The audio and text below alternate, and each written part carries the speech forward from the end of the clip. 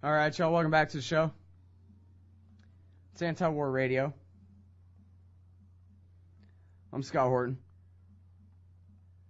Our next guest on the show is Darwin Bond Graham. He is a member of the Los Alamos Study Group, and he's written a couple articles now, I think both originally for Foreign Policy and Focus, that have been reprinted at antiwar.com. That's original.antiwar.com/BondGraham. And both of them are about the New START Treaty. Yay, a New START Treaty. It's been my contention on this show in the past that you do not have to be a patchouli stinking hippie to think that our government ought to get rid of its hydrogen bombs. That they could spell the end of mankind, and that you don't want that. And so a START Treaty, right? Us and Russia, we still have thousands of thermonuclear weapons deliverable by all different means. So we want any treaty we can possibly get along those lines. Isn't that right, Darwin? And welcome to the show. Hi, good to be here. That may be right, but treaties do not necessarily always equal good things. They aren't always actually about disarmament and human security.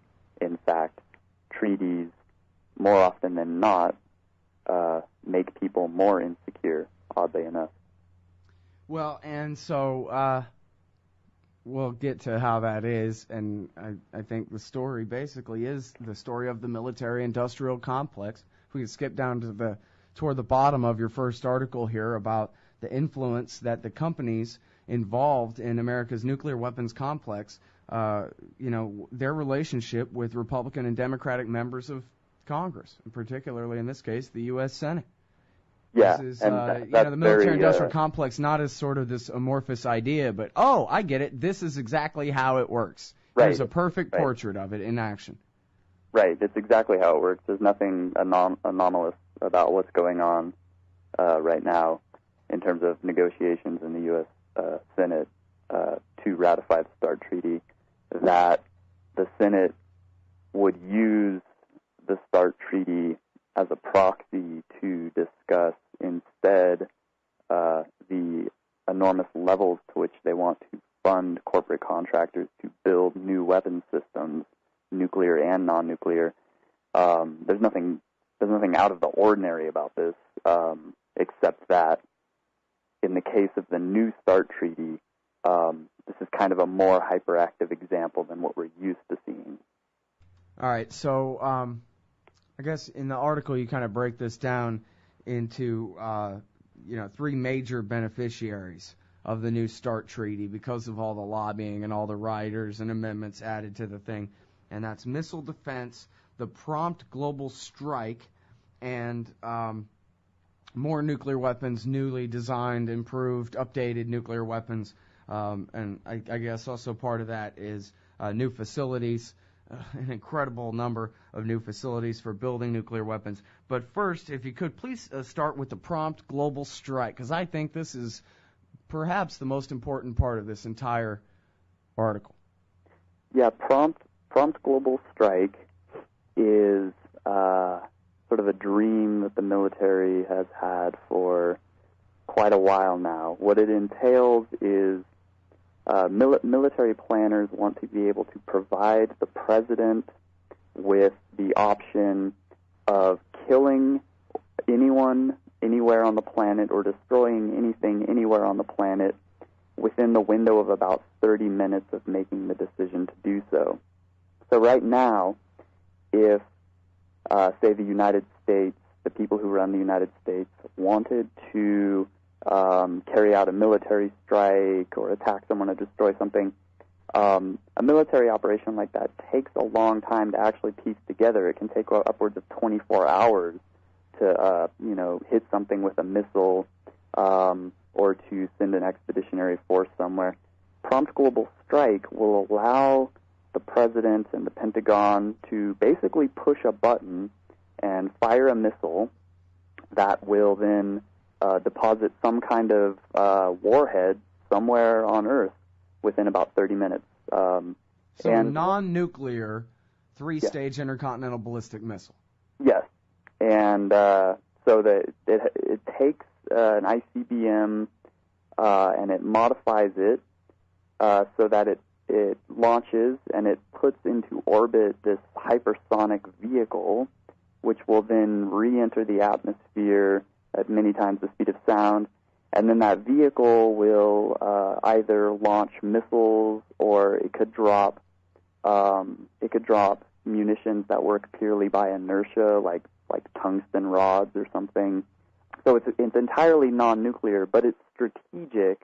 Like nuclear weapons, it's strategic in the sense that it's an option that the United States will have that is meant to deter or scare the crap out of anyone on the planet because they know they can be killed within 30 minutes of a decision. Well, it seems to me, and maybe I'm crazy, that it's probably a bad idea to go shooting off 3-stage intercontinental ballistic missiles in a world where all of Europe, Russia, China, Israel, and soon India will be able to respond. What if they get the wrong idea? What if we're just doing an assassination with an ICBM and somebody gets the wrong impression that we're trying to nuke Beijing in some kind of first strike? Right. Well, that's, during the Cold War, and even in the 1990s, there were instances in which the United States or Russia or others launched missiles, not even ICBMs, not even having the same characterizations that ICBMs would have, but launched missiles which were then seen on radar screens in Moscow and elsewhere as possible first strikes or attacks. And, then the warning systems all go off. And it's prompt global strike will be very destabilizing in a very bad way. Not only it's bad for multiple reasons. It's bad for that reason. It's probably also bad to assume that the security of the United States would best be served by spending many billions of dollars creating this sort of godlike weapon to erase people from the planet. Fear will keep the local systems in line. Right. That's my favorite Star Wars quote this week. That's how an empire rules. Yes, it is. All right, so we're talking with Darwin Bond Graham. He's a member of the Los Alamos Study Group, and he's written this piece. There's two of them, New START, Arms Affirmation Treaty, and New START's big winners, U.S. Nuke Complex, Pentagon, and contractors. And that is at, both of them are at antiwar.com. And now, so talk to me about the building projects, the nuclear weapons factories that are, well, no. Actually, let's get back to that after we come back after the break. Talk to me about the, now I forgot what I was going to say. Go ahead. Well, the building projects, I'm sorry. Yes, the building projects. The Obama administration is set to reinvest in the U.S. nuclear weapons complex at a level that has not been seen probably since Ronald Reagan, maybe before. They're going to spend upwards of $80 or $90 billion over the next 10 years to build a transcontinental set of factories to manufacture uranium, plutonium, to manufacture and work on nuclear weapons and their components. This perhaps constitutes the single largest coherent capital infrastructure project that the federal government is working on. That's kind of an amazing thing to think about, given the infrastructure that this nation needs right now in terms of renewable energy. The numbers are absolutely astronomical. You have, you say there are 14 building projects that are costing at minimum $20 million, and yet some of these projects make $20 million look like a joke. Right. Some of these projects are in the range of several $billion. Brand new nuclear weapons production factories.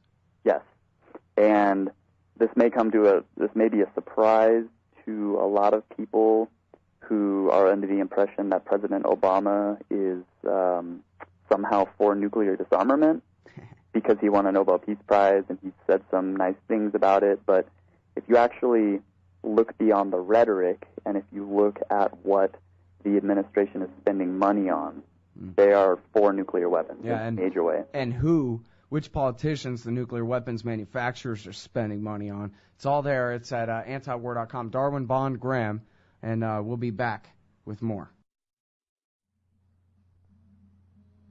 All right, y'all, welcome back to the show. It's Anti-War Radio. Guest is Darwin Bond Graham from the Los Alamos Study Group. He's got a couple of articles at antiwar.com about the new START treaty. Turns out in order to get a START treaty ratified, it has to, or at least leave enough loopholes in it to allow for even the increase of nuclear weapons. Tell me about the accounting of the numbers of nuclear weapons and their delivery systems in this treaty and how ridiculously farcical they are, please. Yeah, the accounting methods in the treaty are very strange. What it says is that the United States and Russia will each have no more than 1,550 active deployed nuclear weapons on 700 platforms being missiles, the ICBMs, and the bomber aircraft. The biggest loophole that the treaty allows is that it counts every single bomber aircraft as one nuclear weapon, even though the two types of bombers that currently deploy nuclear weapons for the United States can hold 16 to 20 nuclear weapons each. So instead of 16 to 20, it's one. And when you actually calculate that out, you realize that there's kind of a hidden capacity within the treaty so that the United States and Russia could actually, if they wanted to, deploy more than 1,550 weapons. And that's only the first level at which the treaty is somewhat duplicitous and not at all about disarmament. More so, people need to keep in mind that a reduction of nuclear weapons from say a level of 2,200 to 1,550 is rather meaningless when 1,550 nuclear weapons is still more than enough to wipe out most life on the planet. Well, you know, on that point, there was just a thing I'm sure you saw in the Air Force's Journal a few months back where some of the very highest level officers signed on to this thing, generals, I believe, signed on to this thing, saying, really, we only need 14 nukes. And we have enough to dissuade the Russians and the Chinese and any further possible adversary of the idea that they ought to nuke us. And that's really it. And then that would be enough where even if they launched all 14 of them, probably, humanity wouldn't be extinct from that. We just have the worst economic breakdown and loss of life ever or something. But yeah, I don't know if it was 14, but I've seen very small numbers thrown around in a lot of places. And the whole universe of nuclear strategy is a very secretive and kind of bizarre thing. I mean, why on earth is 1,550 considered the magical number at this point? That completely escapes me. So instead of looking toward militarily and strategically what may or may not be required to, say, totally wipe out Russia if there was ever a nuclear exchange, I'm more often in trying to understand how nuclear weapons budgets get made and how strategy gets made. I more often look toward the economic forces at work, like the powerful institutions that build and deploy the weapons, the corporations that have the contracts to run those institutions or facilitate their work. And if you start looking at that, then you can kind of understand why there's kind of a minimum threshold at which they constantly pressure for, because if you reduce the U.S. arsenal to, say, 400 weapons, there might not be enough work to go around for these companies like Bechtel and Lockheed Martin. But if you keep it at 1,550, maybe then there's enough work to go around or something like that. Well, yeah, I mean, from reading your article, it's clear that that's the only thing at stake here. Although, are there not guys in the Pentagon who have like their first strike strategy where they want to be able to hit Russia so hard that they can't even shoot back? Certainly the Dr. Strangelove still exists, but is that not the current plan for America's nuclear forces to be able to do that? I mean, they are putting, you mentioned Obama and his anti-nuke rhetoric. The best anti-nuke rhetoric he ever gave was the first half of his speech in Prague in the Czech Republic. Second half said, yeah, and we're keeping our radar station here and we're putting anti-missile missiles on the border of Russia and Poland. Yeah, those people, the nuclear hawks, they definitely still exist. They're not quite as powerful as they used to be, and that's partly evidenced by, for instance, the prompt global strike program. A lot of the generals and a lot of the national security strategists think that having a non-nuclear strategic deterrent, it's more useful than having a nuclear weapon. They intend to use prompt global strike, so they would rather spend billions of dollars developing and deploying that than keeping this large Cold War era nuclear arsenal around. So there's but that said, yes, there are still a lot of people in the Pentagon and the corporate contractors and the political establishments in particular places like New Mexico and California and elsewhere who strongly support nuclear weapons as a matter of politics, because it brings money to their states, it brings money to their constituencies, to people who give them campaign contributions and so forth. It's just amazing, I don't know that you would have in a republic or something where the companies that make nuclear weapons lobby the government to have them make more nuclear weapons all the time. I mean, Never mind amorality. I mean, our country has been completely and totally hijacked by those who would kill all of humanity if they could turn a buck. Yeah, and there's a similarity worth pointing out here to another story that recently broke. It was reported that the law in Arizona, SB 1070, which basically criminalized all immigrants there and turned the local law enforcement agencies into a very militarized anti-immigrant police force. That law itself was written by the for-profit prison industry, which has a lot of prisons in Arizona, and they see locking up immigrants as a growth area. And so of course, it's the only one left. The police state and the overseas empire. Very much so. And so these private prison corporations or these corporations that run nuclear weapons facilities, they're very similar. They are very involved in the legislative process from the very beginning. They have full-time staff, and they put a lot of resources into protecting their bottom line. Yeah, well, and this is a great lead-up to our next interview with a couple of my favorite economists about David Broder's piece in the Washington Post about how we ought to nuke Iran because war's good for the economy. Oh, my. I don't know if you saw that thing, but, David Broder, that's the Washington Post talking when he talks like that.